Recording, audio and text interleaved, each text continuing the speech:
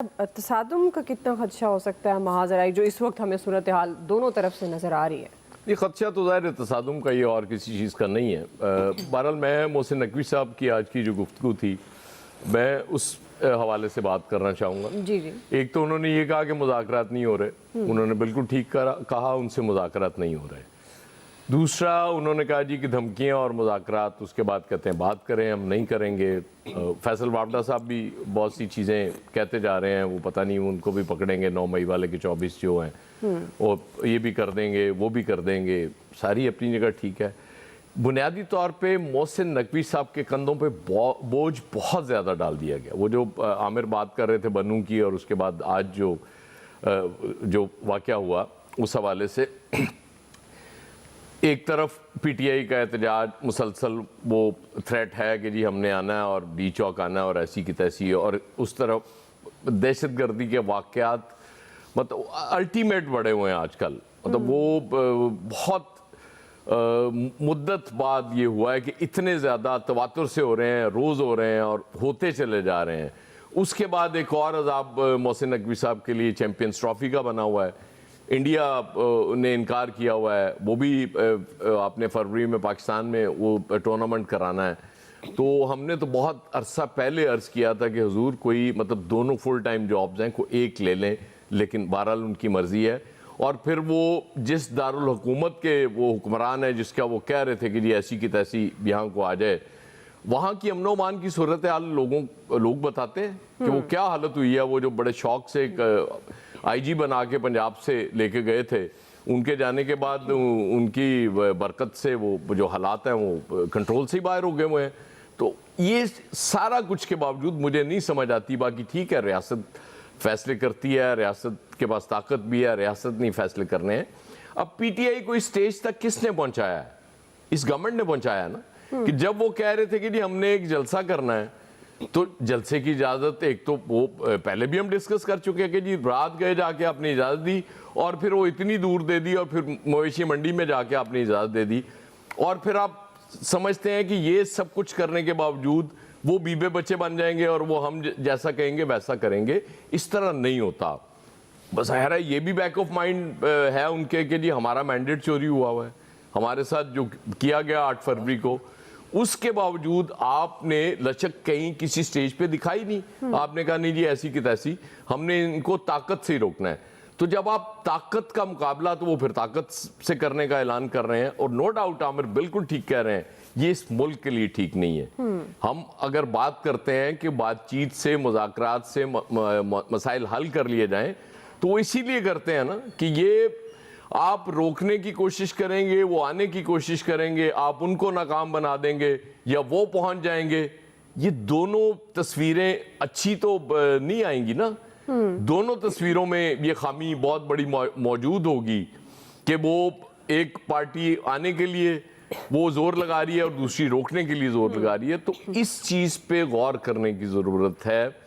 بہت امپورٹنٹ تھا، ایک امید بن رہی تھی کہ شاید کو معاملات اس سٹیج تک تو پہنچ جاتے، اتنا گیو اینڈ ٹیک ہو جانا چاہیے تھا آج کی تاریخ تک کہ یہ نوبت 24 کی نہ آتی، یہ کم از کم ملتوی ہو جاتا۔ ابھی بھی ٹائم ہے، ابھی ایک آدھ دن میں چیزوں کو وہ ریویو کیا جا سکتا ہے، اور چیزیں بہتر ہے کہ کچھ ایسا وہ انڈرسٹینڈنگ ہو جائے کہ یہ نوبت نہ آئے۔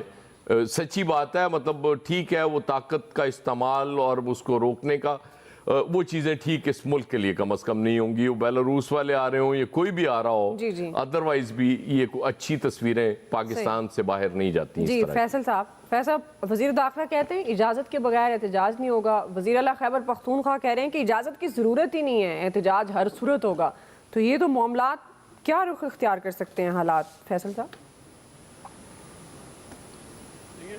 اجازت کے بغیر احتجاج نہیں ہو سکتا، تو حکومت کو چاہیے اجازت دے دے، پھر کیا مسئلہ ہے؟ یہ اتنا تناؤ ہے، کشیدگی ہے، یہ جو صرف ایک اسلام آباد کا ایشو تو نہیں ہے۔ عامر صاحب بول رہے ہیں کل سے اسلام آباد کی مکینوں کی زندگی جو ہے وہ مشکل ہو جائے گی، جزوی طور پہ تو پورے پاکستان کے، پنجاب کے بھی پورے مکینوں کی زندگی جو اذیت ہو جائے گی، وہاں بھی سب رکاوٹیں کھڑی کی جائیں گی۔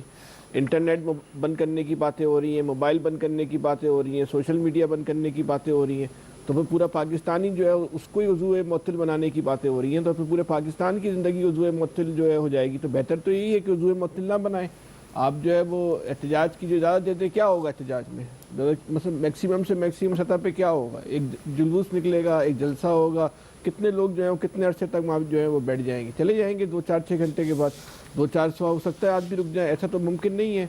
ये अभी ये कौम कोई शऊरी सतह की उस सतह पे तो नहीं पहुंची कि 10 लाख आदमी जो है वहाँ धरना दे के मुस्तकिल बुनियादों पर जो है बैठ जाएगा। एक जलसा मैक्सिमम सतह पर होगा, करने दें। क्यों लोगों को परेशान कर रहे हैं? क्यों आप इंटरनेशनल मीडिया में खबर बना रहे हैं? दुनिया इस वक्त आपके ऊपर नज़र रखी हुई है। अमेरिका और बरतानिया या जमहूरी हवालों से जो है वो अपनी तशवीश का जो इज़हार कर रहा है। वहाँ एक हुकूमत जो है तब्दील होने जा रही है।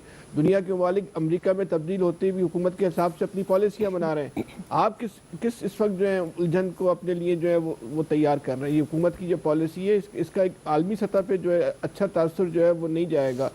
अब जो कहना है कि मुज़ाकरात नहीं हो रहे, अब तो ये बात तय हो गई ना कि मुज़ाकरात हो रहे।